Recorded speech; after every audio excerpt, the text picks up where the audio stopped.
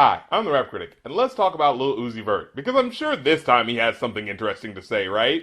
I mean, look at that title, XO Tour Lif3. That's gotta be something different. I mean, it's named after the tour that The Weeknd took him out for, and a song title where you can tell exactly when the drugs started kicking in. And yes, they did just use this one image for the whole video. Save money where you can, I guess. But hell, with how people read into things, I'm surprised no one's praising this video as being some deep Andy Warhol type thing. But yeah, you know this isn't gonna be good. What, you think this song's gonna actually be about tour life? Or maybe how grateful he is to The Weeknd for his exposure? Or how fun it is to connect with the crowd? Or how taxing it is to be away from loved ones but knowing that this is how you provide for them? You think he's really gonna get into any of that? Of course he won't. He couldn't stay on topic or say anything actually interesting before, and I bet he's not gonna do it now.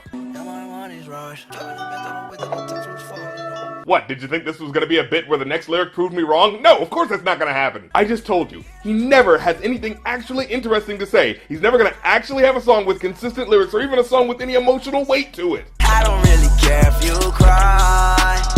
What? I don't really shouldn't have a lie. Oh. Should've saw the way she looked me in my eyes. She said, baby, I am not afraid to die. Oh. Push me to the edge, all my friends are dead. Push me to the edge, all my friends are dead. Okay, this got dark. Man, Jesus. Okay, so apparently there's a lot of talk about what these lyrics mean and who's actually speaking here. And I mean, sure, he said she said in reference to the phrase, baby, I'm not afraid to die. And thus it would be supposed his girlfriend is going on as if to taunt him by saying, yeah, piss me off more because I'm not afraid to die and I just need one more reason to do it. But some are actually saying that the following phrase, push me to the edge, all my friends are dead, is now Uzi speaking to her, expanding upon the earlier part about her lying to him, and saying you're just pushing me even further away from you, which is fine because I'm already emotionally cold from losing so many friends to gang violence and suicide anyway. Also, when he says all my friends are dead, that could be a reference to money and how the only friends he really has are the Franklins and presidents that are on his money. Which does sound like bragging at first, but it's kind of sad when you really think about it in context. And I hear that sentiment a lot in rap music, how they can't trust anyone and how they have no real friends in the industry, but at the same time, they do tons of collaborations with other rappers. Like, do any of you guys actually like working with each other, or is it just like any other work environment? Hey, young thug, new assignment. I'm gonna need you to post a few Instagram videos where you hang out with the new intern, Lil Uzi Vert. Uzi? Aw, man, I hate that fucking guy. Yeah, but brand association is peaking with them right now and will increase your searches by 13%, so I want 3 smiling, happy, segwaying down a hallway videos by noon. Okay, I guess somebody's gotta make it look like people actually give a shit about those things. Okay, I'm being humorous to lighten the mood, but back to the topic, because this is actually pretty intense. You know, at first hearing him say, I don't care if you cry sounds mean, but then when he reveals that she lied to him, you kind of have to consider how he might be conflicted on how to handle it. Is he actually being a jerk here, or is he just putting up a front because he doesn't want to get hurt again?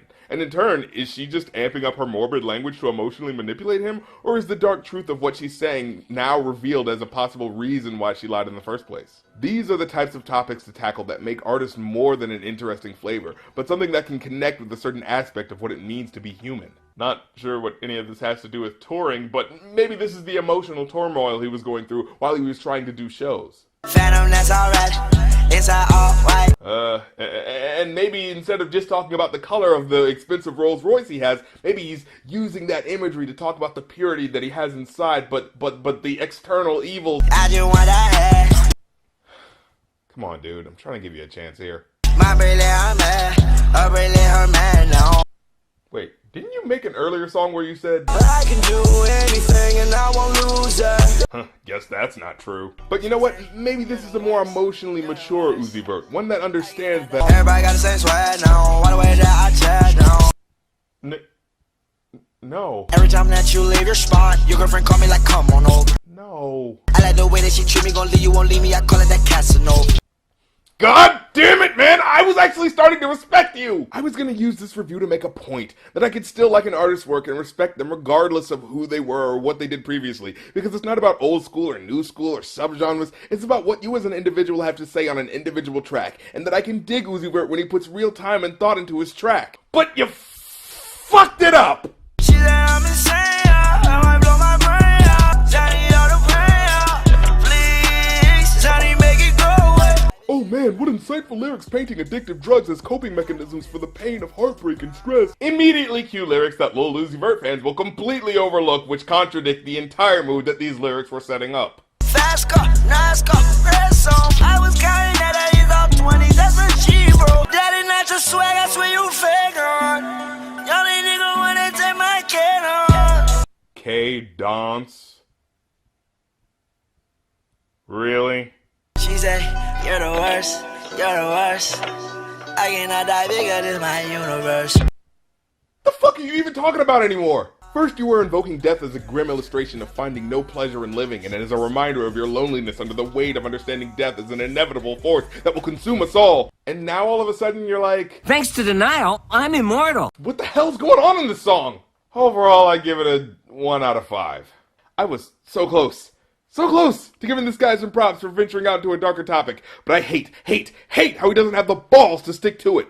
Maybe someone could make the case that it's like a mixture of these good and bad emotions happening to him, and that's why the tone is so muddled. But I think it's more intellectually honest to say that he just didn't put in the effort that he could have put in to make this song work. So he just has to devolve into lyrics about once again having sex with your girlfriend and having more money than you, as if it's some sort of contractual obligation for making a mainstream rap song. Hell, for all I know it is. Hey, Lil Uzi, great song, but if you could make the recommended changes to your lyrics so we can get this to corporate, that'd be great. But I was writing about my existential crisis while on tour and how it's affecting my love life. Yeah, but market research shows people like songs about fast cars and fucking bitches, so if you could, just change about 35% of these lyrics to be about that in the revision. 35?